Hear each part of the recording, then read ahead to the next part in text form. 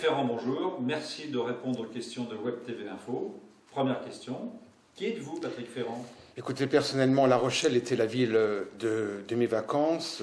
Mes parents ont été mutés quand j'étais adolescent. J'y séjourne pleinement depuis l'an 2000, après avoir vécu quelques années dans le milieu du spectacle et des arts. La Rochelle a beaucoup changé, mais c'est une ville que j'aime de tout mon cœur et que j'ai envie de servir et à qui j'ai envie de dédier un programme en ce moment, parce qu'on peut considérer que s'il y a près de 60% de personnes qui n'iraient pas voter, c'est quelque peu alarmant, monsieur. Vous n'êtes pas sans savoir que pour vous présenter, donc la scène municipale de La Rochelle, c'est une ville importante, vous devez constituer une liste avec 48 coéquipiers. Avez-vous constitué cette liste? Elle est en cours de constitution, on chemine, il convient de s'entourer de personnes très motivées, dévouées, qui ont du cœur, qui ont de l'écoute et qui ont, comment dire, des affinités avec la chose publique. D'après vous, le rôle de maire, c'est avant tout quoi? Vous pensez que c'est une personne qui doit avoir bien sûr des compétences, mais pas seulement, une personne qui doit être proche également des Rochelais et des Rochelaises en l'occurrence?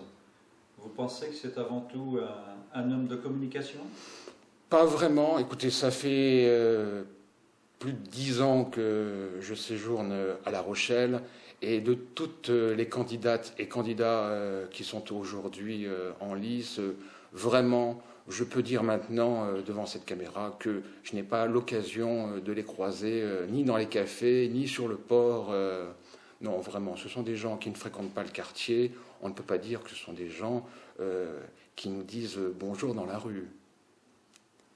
Bien, vous avez probablement élaboré un projet pour La Rochelle. Pouvez-vous nous dresser un tableau de ces projets?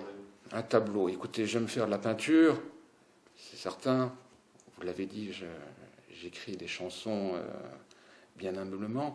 Disons, une autre politique est possible, mais ça on l'entend à midi et à 20h, mais il nous appartient d'en dessiner les contours. Comment dire, quitte à changer la comptabilité avec des dépenses immodestes et complaisantes, les Rochelaises et les Rochelais sont confrontés aux doutes et aux difficultés pour vivre une vie bonne. Et si aucune utopie n'est au programme, avec une actuelle majorité, s'il s'agit de gérer la ville sans utopie, sans rêve, nos chers fonctionnaires de la mairie pourraient très bien faire le travail en se passant des élus, monsieur. Patrick Ferrand, vous savez qu'il y a actuellement une dizaine de listes qui se sont déclarées sur La Rochelle. Que pensez-vous du nombre important de personnes qui ont envie de s'investir pour la ville de La Rochelle? C'est très beau. Mais personnellement, je n'ai plus envie de me croire à Kaboul dans la ville de mon cœur. J'ai plus envie de l'incivisme, plus envie de la médiocrité comme religion, plus envie du manque d'ambition comme profession de foi. Je n'ai plus envie de relativiser. Je souhaite des mesures immédiates, clairement. Je suis gaulliste, philosophie patriotique, humaniste. Je refuse les carcans idéologiques. En France, la seule Cour suprême, c'est le peuple. Alors, autant de candidates, de candidats, c'est très heureux pour la ville de La Rochelle. Vous parlez de mesures urgentes, mais quelles seraient-elles, ces mesures? Écoutez, le programme qui est élaboré pour Utopie Élection Mairie La Rochelle est très simple et très court. Et c'est d'ailleurs pour cela que j'invite tout le monde à en parler dans les cafés. 4 points. Plus de social, je vais y venir, plus de propreté, plus de sérénité et plus de transport. On commence par quel thème, monsieur? Celui que vous voulez. Bon, plus de transport. Je crois qu'on est en l'an 2014. On peut considérer que nous ne sommes pas les seuls en France à imaginer un transport de la population de façon moderne. La gratuité peut être envisagée, peut-être pas la première ou la deuxième année, mais avec le temps, oui, les transports doivent devenir gratuits, et pas seulement pour les jeunes, mais pour les jeunes, la première année, tout de suite, immédiatement, monsieur. Bon, plus de sérénité. Recrutement de 50 gardiens de la paix pour la police municipale, en service de jour comme de nuit. C'est immédiat, il faut le faire, il ne faut pas tarder. Une autre idée, un recrutement de 50 gardiens référents, volontaires, pour les HLM, recrutés parmi les habitants eux-mêmes, sur la base du volontariat, pour la sérénité des lieux et la propreté des lieux, et pour l'ambiance de nos quartiers. C'est important, c'est immédiat, c'est utopique, mais on me l'a dit, c'est utopique, mais c'est de bon sens. Plus de propreté. Ah. Recrutement de 50 agents d'entretien pour une ville plus propre et plus accueillante. Recrutement de 50 peintres en bâtiment pour entretenir les espaces publics. Nous voyons la médiathèque, le bois a besoin d'être repeint. Partout dans la ville, il faut repeindre, il faut entretenir les lieux. Pour le plaisir, pour la qualité de vie des Rochelaises et des Rochelais, et pour les touristes. Si La Rochelle, effectivement, est une ville touristique, et elle l'est, eh bien, évidemment que cette part d'argent gagné doit servir à entretenir la ville. Voilà. Donc, plus de propreté. Et dernier point, plus de social. Doubler la dotation du CCAS. On va me dire, mais M. Ferron, c'est pas possible. Eh bien, moi, je dis, il faut redoubler d'efforts pour soutenir les personnes en précarité, les personnes seules, pour soutenir les familles. Il faut y aller.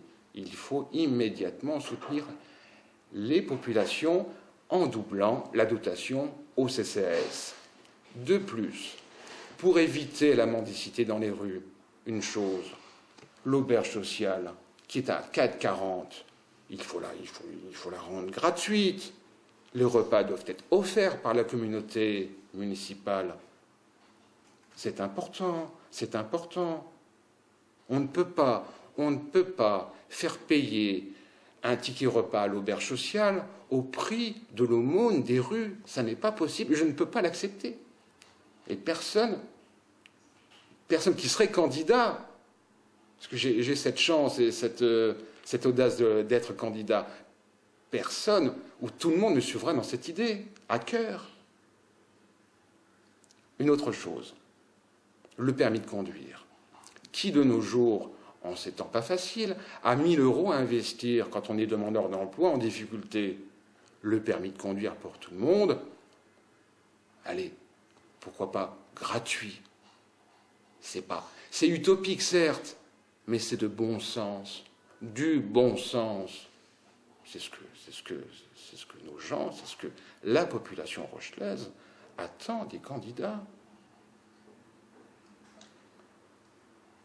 Quelles sont vos différences essentielles? Lorsque je vous écoute, je retrouve beaucoup de points qui sont également, qui sont traités par d'autres listes concurrentes, entre guillemets. Qu'est-ce qui vous différencie, en fait, fondamentalement des autres listes qui proposent également le transport gratuit, la propreté dans la ville, de faire appel à des élévations du nombre des gardiens de la paix, des agents municipaux, etc. Qu'est-ce qui vous différencie fondamentalement des autres, je vais dire? Je suis un homme libre. Je n'appartiens à aucun parti. Certes, je suis encarté à l'UMP depuis des années, puisque je suis gaulliste. Mais je suis un homme libre. J'écris mes chansons, je suis auteur, je peins, j'ai beaucoup voyagé à l'étranger, j'ai rencontré des hommes et des femmes qui m'ont livré leur expérience. J'ai une certaine conception de la démocratie, c'est certain. Mais pourquoi je me présente au fond? C'est parce que je ne sais pas pour qui je vais voter la prochaine fois. Voilà, monsieur. Avez-vous un sujet sur lequel vous souhaitez vous exprimer et qui vous tient particulièrement à cœur? Certainement. Un sujet ou deux sujets, si vous vouliez. Bon, écoutez. Concernant le projet d'un aéroport à Notre-Dame-des-Landes, je veux déclarer solennellement qu'en la matière, les gouvernements doivent souhaiter que ce que veut Dieu, et ce que Dieu veut, c'est la volonté du peuple, à s'autodéterminer librement dans une esthétique populaire d'estime et de grand respect des convictions quelles qu'elles soient. Quand le peuple se fédère, il doit être entendu, écouté et respecté par le gouvernement quand ce dernier se dit pluriel et démocratique. Autre question, si vous voulez, sans abuser de votre temps et des téléspectateurs. La maison centrale de Saint-Martin-de-Ré dénonce le manque de personnel. Il manquerait, selon l'entente syndicale, 13 agents. C'est un ordre des choses qui me préoccupe gravement, vraiment, car je considère que les détenus doivent purger leur peine dans d'excellentes conditions humaines.